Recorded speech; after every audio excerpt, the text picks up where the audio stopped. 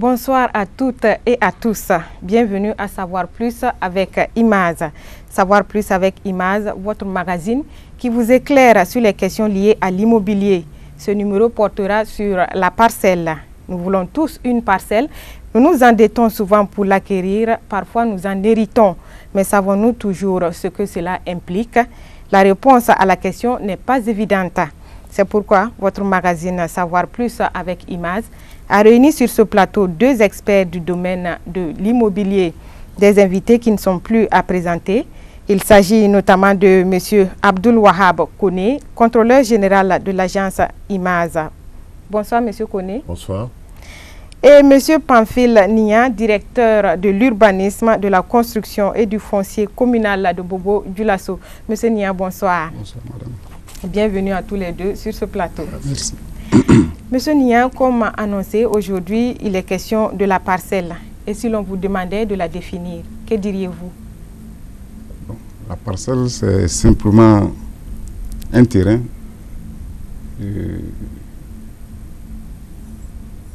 qui a une référence, qui est dans une entité, qui est sur une entité. Voilà, c'est coupé court, quoi. Coupé court. Voilà. Monsieur Kone, oui. Est-ce que vous vous retrouvez dans cette définition, vous qui êtes un professionnel de l'immobilier? Bien sûr, la définition de la parcelle est donnée par le décret 2012-1006, en son article 5, qui dit que la parcelle, et comme il a dit, est un terrain d'un seul tenant et constitue l'unité foncière cadastrale. Voilà la définition que ce texte-là, ce décret-là donne de la parcelle. Ok. Voilà. Ça, c'était la définition officielle. À présent, nous allons découvrir l'idée de la parcelle chez les citoyens lambda. Selon moi, une parcelle, en fait, c'est un lopin de terre qu'on délimite par des bornes cadastrales et qu'on donne à un individu et qui représente, je ne sais pas, patrimoine familial comme ça, là où il peut construire, dans une zone bien sûr lotie. Une parcelle, c'est juste un lopin de terre viabilisé au vu d'une activité quelconque ou peut-être sociale, reconnue par les autorités en place. On peut construire des habitations sur une parcelle. Une parcelle, c'est l'endroit où quelqu'un doit dormir seulement. Oui. Tout un être humain doit avoir une parcelle. Un bon citoyen doit avoir une parcelle. Voilà. Quand on travaille, ça coûte des parcelles pour pouvoir loger. Une parcelle, c'est un coin qu'on aménage, une terre qu'on aménage, afin de construire quelque chose pour vivre. Une parcelle, pour moi, aujourd'hui, c'est toute une vie. Hein, parce que vous connaissez au Burkina Faso, quand on a une parcelle, c'est comme si vraiment c'est un puits de pétrole, un puits d'or qu'on a eu parce que c'est luxueux. C'est une surface délimitée pour faire un investissement. Et construire un logement. Les gens ont fait ça d'une manière commerciale. Lorsqu'il y a un lotissement, on voit les gens courir de gauche à droite, même s'il y en a une dizaine en ville encore. Donc c'est devenu un signe de richesse. Voilà pas mal de mots-clés qui ressortent de ce micro-trottoir. On a lopin de terre, terre aménagée, viabilisée, luxueuse. Pensez-vous que l'idée de la parcelle est bien maîtrisée par les populations, M. Kone? Je suis agréablement surpris des réponses, parce qu'effectivement, chacun a donné une réponse qui se rapproche de la définition que le texte donne de la parcelle. Voilà. Maintenant, ce qui ressort, c'est que c'est vraiment une question d'enjeu stratégique et c'est surtout vraiment le volet social qui ressort vraiment dans ce micro-trottoir. Ok. Voilà. Monsieur Nia, un commentaire face à ce micro-trottoir? Je crois que les gens maîtrisent effectivement la définition du mot parcelle. Parce que c'est comme moi je l'ai défini, je dis c'est tout court, un terrain. Voilà. Donc vous voyez qu'à chaque réponse, les gens parlent de lopin de terre, de lopin. En fait, c'est ça la parcelle. C'est ça. Mais est-ce qu'il y a plusieurs sortes de parcelles? Oui, il y a plusieurs sortes de parcelles. Il y a des parcelles à usage commercial, des parcelles à usage industriel, des parcelles à usage d'habitation. Monsieur Kone, qui peut être propriétaire d'une parcelle? Bon, qui peut être propriétaire d'une parcelle comme c'est ressorti dans le micro-trottoir, tout citoyen peut être propriétaire d'une parcelle. Alors, maintenant, peut-être que je vais reformuler là. Qui a accès à une parcelle? Normalement, tout le monde a accès à une parcelle. Maintenant, les modes d'attribution, c'est ce qui fait que ça diffère d'une entité à une autre. Pour, en tout cas, notre part, les sociétés immobilières, nous, dans le cadre de nos projets immobiliers, nous avons parmi nos produits également la parcelle que nous viabilisons pour mettre à la disposition des citoyens. Voilà. Monsieur Nian, peut-on posséder une parcelle à plusieurs? Par exemple, ma soeur et moi, nous achetons la parcelle, c'est à notre nom. Oui, ça peut, vous pouvez posséder une parcelle à plusieurs. 2 noms sur les papiers? Oui, maintenant, ce ne serait pas 2 noms sur les papiers. Mais dans le cas où ça peut être une parcelle pour plusieurs personnes, c'est généralement des cas des héritiers d'eux. Les héritiers d'eux.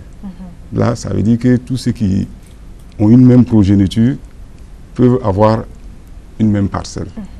Voilà. Mais dire que, par exemple, vous et votre soeur, si votre papa a une parcelle, et dès que le vieux ne vit plus, ça devient votre héritage. Là, vous pouvez aller transformer les titres à votre nom. Mais ce serait toujours au nom des héritiers de feu, etc. etc. D'accord. Monsieur Koné l'abordait tantôt. Quelles sont les conditions d'acquisition d'une parcelle? Les conditions d'acquisition d'une parcelle, bon, il y a l'acquisition et puis il y a l'attribution. Voilà. Pour être attributaire d'une parcelle...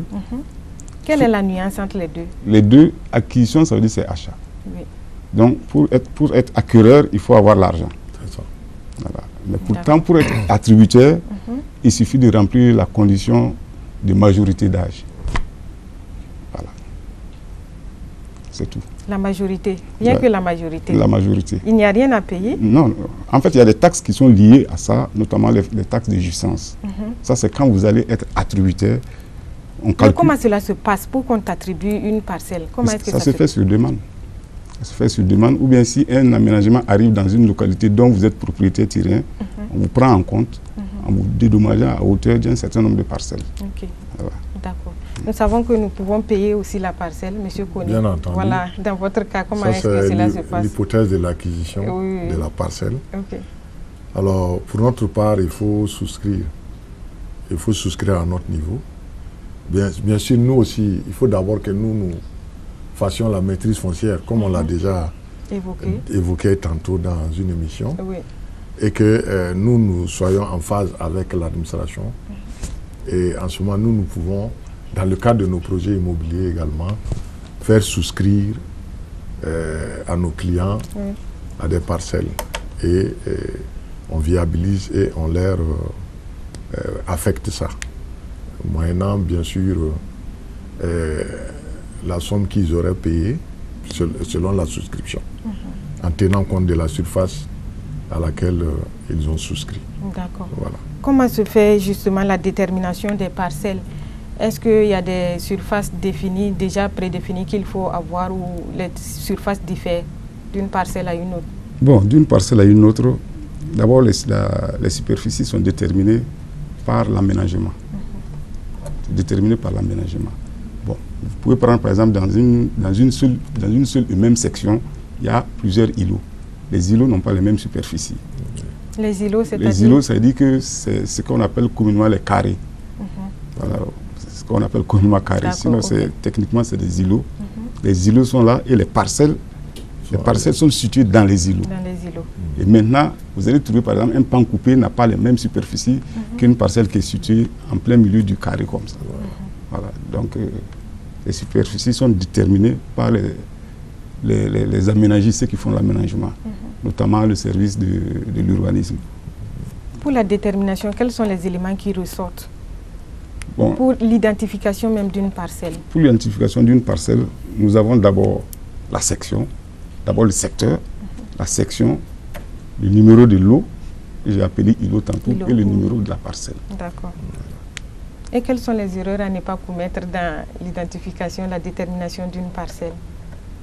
Alors, les erreurs à ne pas commettre, c'est surtout là, comme il l'a dit, hein, c'est lors de l'aménagement. Lors de l'aménagement, on fait appel à des géomètres, et à des urbanistes et même au cadastre pour vraiment paramétrer tout cela. Donc, les erreurs sont rares, surtout les erreurs de numérotation, surtout qu'il faut éviter. C'est-à-dire affecter, comme il a dit, dans la même section, ou bien dans le même lot, affecter le même numéro à deux parcelles, par exemple, ça peut prêter à confusion. Cela peut arriver souvent? Bon, c'est rare, dans la mesure où les techniciens qui sont à pied d'œuvre savent ce qu'ils font. C'est très rare. Voilà. Maintenant, ce qui peut souvent survenir, c'est comme il a dit, hein, dans les découpages des îlots, là, voilà, si c'est pas bien fait, puisque normalement les îlots sont séparés par des voies. Donc c'est souvent dans le traçage de ces voies-là, quand il y a des erreurs, bon, qu'il faut rapidement rattraper. Voilà. Maintenant, pour une parcelle perdue, une parcelle qu'on avait peut-être une dizaine d'années avant, et aujourd'hui on a du mal à retrouver la parcelle. Comment est-ce qu'il faut procéder pour la retrouver justement? Alors la solution la plus simple, c'est de s'adresser au service du cadastre, qui ont le plan cadastral, et il y a aussi les services techniques de la mairie, de l'urbanisme. Bon, et tous peuvent concourir à retrouver les références exactes de la parcelle et sa position géographique. D'accord. Voilà.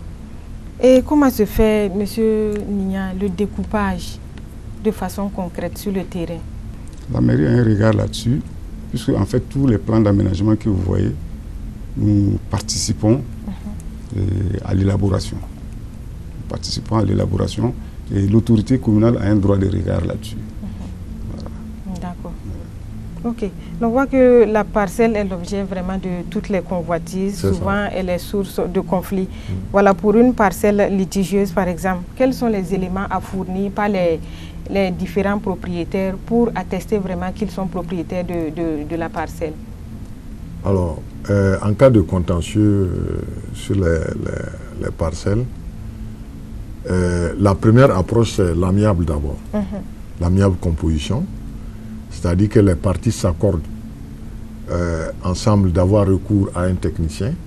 Très souvent, c'est un géomètre expert, qui va faire comment on appelle ça, les levées et les mesures pour situer les uns et les autres par rapport à la surface de leur parcelle.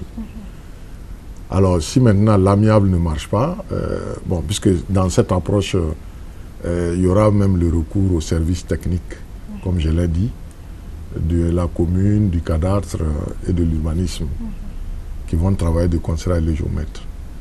Alors s'il n'y a pas un terrain d'entente, à ce moment, c'est la voie judiciaire. C'est-à-dire qu'en ce moment, c'est le recours devant le tribunal. Et là également, le juge à son tour aussi, n'étant pas du domaine, a recours également à la même expertise, notamment des services techniques de l'État qui sont l'urbanisme et le cadastre, et la commune également. Et souvent en ajoutant un géomètre expert également. D'accord, mais l'expertise va porter sur quoi? Sur la parcelle ou bien sur les papiers dont les propriétaires ont la possession? Alors, le juge va examiner d'abord les documents des uns et des autres. Et en la matière, c'est le principe de l'antériorité qui s'applique en général, mais le juge va quand même préciser les choses en ayant recours à ces experts-là. Voilà. Le principe de l'antériorité, c'est-à-dire? C'est-à-dire que c'est le document le plus ancien qui fait foi. Voilà. Bon, nonobstant certaines vérifications, bien sûr. D'accord. Voilà. On en vient à présent à la cession de la parcelle. Monsieur Nia, est-ce qu'on peut céder sa parcelle à autrui? Si on peut céder sa parcelle à autrui, il y a des dons, on peut donner, on peut léguer une parcelle. Mais tout cela, ça n'empêche pas ça ne te soustrait pas de taxes à payer. Vous voyez, puisque la loi dit que dès lors que vous êtes attributaire d'une parcelle, vous avez forcément quelque chose à payer en fonction de la superficie de la parcelle. Généralement, ça fait 500 francs le mètre carré pour les parcelles à usage d'habitation. Bon, en tout cas, c'est ce qui est appliqué. Bon, mais maintenant, si vous léguez ça, vous pouvez être attributaire d'une parcelle, léguer ça à un de vos enfants, mais vous procédez à la mutation par legs ou bien donner mutation par don à un enfant qui suscite aussi des frais. Voilà. Quelles sont les procédures justement de cette mutation-là?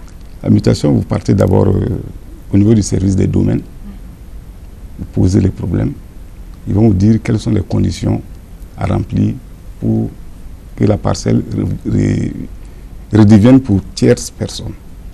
Est-ce qu'on peut avoir quelques-unes des conditions à remplir? Bon, à remplir, c'est notamment ce qu'il faut d'abord que vous-même vous ayez à payer vos taxes. Maintenant, arrivé au niveau des domaines, ils vont vous calculer les frais de mutation par don ou bien mutation par legs. Voilà. Et ils calculent ça et ils vous communiquent. Si vous vous acquittez de ça, maintenant la procédure de mutation continue jusqu'à l'aboutissement d'un titre quelconque. D'accord. Voilà. Nous voyons que pour la parcelle, il y a beaucoup de procédures, il y a des démarches à suivre et tout. Est-ce que l'agence IMAS accompagne les clients dans ce sens? Alors, l'agence IMAS fait plutôt ces procédures-là à la place des clients. D'accord. Dans la mesure où nous, on fait tout ça pour nos parcelles avant de faire l'affectation à nos clients. Voilà. Pour l'achat d'une parcelle, oui, qu'est-ce que IMAS donne aux clients, aux nouveaux propriétaires? Quels sont les documents qui sont donnés aux nouveaux propriétaires? Alors,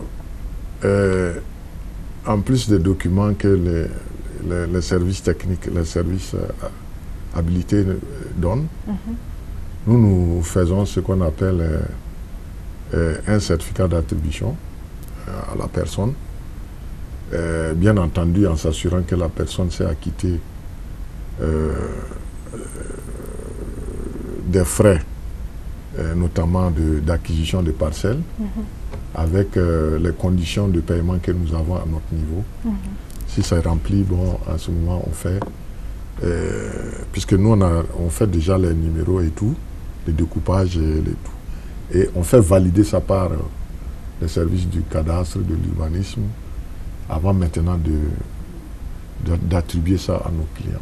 D'accord. À Bobo Dioulasso, où est-ce qu'on peut avoir accès aux services du cadastre? Alors, les services du cadastre sont situés au centre-ville.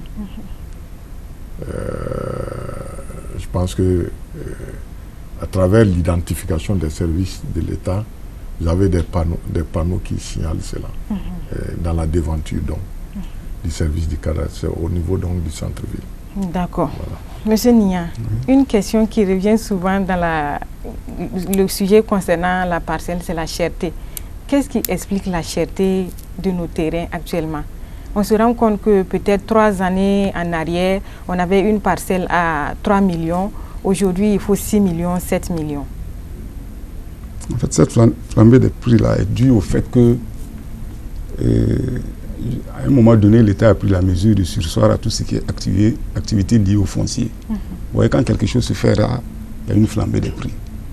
Vous allez voir que quand la mesure va être levée, mais les choses vont redevenir à la normale. Mais est-ce qu'il y a des terrains? Il y a assez de terre pour tout le monde? Bon, il ne peut pas avoir assez de terre pour tout le monde. Et c'est pourquoi, au jour d'aujourd'hui, l'État encourage les gens à faire une extension verticale de la ville. C'est-à-dire construire à niveau. Voilà. Sinon, si on doit étaler nos villes, c'est pas bon, puisque les services sociaux urbains de base ne suivent pas.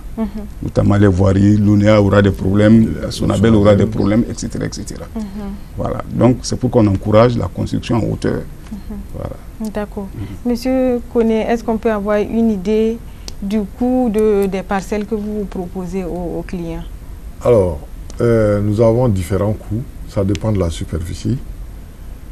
Mais pour en avoir une idée exacte, au niveau de nos services, il y a de la documentation pour cela. Et les clients qui veulent vraiment, ça dépend de la superficie que le client veut acquérir. Pour une parcelle de 300 mètres 300 mètres carrés. Mètres carrés. Il faut dire que nous ne sommes pas trop vente de parcelles. Hein. Nous sommes surtout inscrits au niveau du projet immobilier. D'accord. Donc souvent, le coût de la parcelle est inclus dans nos coûts d'acquisition. Donc, ça fait que, bon, la parcelle en tant que telle, nous ne l'isolons pas comme ça. Voilà. D'accord. Voilà. Ok. Monsieur Nia, un mot sur la parcelle qui n'a pas été encore évoquée dans cette émission. Bon. Je crois que un mot sur la parcelle qui n'a pas encore été évoqué, je ne sais pas qu'est-ce que je veux dire. C'est vrai que tout le monde, chacun veut une parcelle. Mais il n'en a pas suffisamment pour tout le monde. Ailleurs, dans d'autres pays, vous partez, vous construisez votre maison, vous posez la dalle, quelqu'un vient y négocier avec vous, moyennant quelque chose, lui aussi pose son appartement sur le vôtre, etc. etc., etc. C'est ainsi que les villes se modernisent. Mais si chacun s'assoit et pense que c'est l'idéal, vraiment, c'est l'idéal. Si vous prenez dans les années, par exemple, 83, on était à combien de millions d'habitants? Mais vous voyez, pratiquement, en moins de... On a pratiquement doublé même. Même triplé. Même triplé. Ouais, ça fait que les choses évoluent rapidement. Or, cependant, il nous faut de la place pour faire les autres activités, notamment agro-silvio-pastorales. Sinon, à un moment donné, nous n'aurons plus à manger. Si on ne fait que découper les terres pour les gens, on n'aura plus à manger. Voilà. Mais est-ce qu'il y a une sensibilisation dans ce sens? Bon, oui, il y a une sensibilisation. Il y a une sensibilisation. Si je vais peut-être répéter le mot de l'ancien maire de Wawa, Simon Comporé, qui dit que quand on te donne une parcelle, ce n'est pas les 4 bornes, c'est jusqu'en haut. Jusqu'au ciel. Jusqu'au ciel. Voilà, il faut que les gens comprennent ça. D'accord, voilà. Ok. Donc voilà ce que nous pouvions dire sur la parcelle.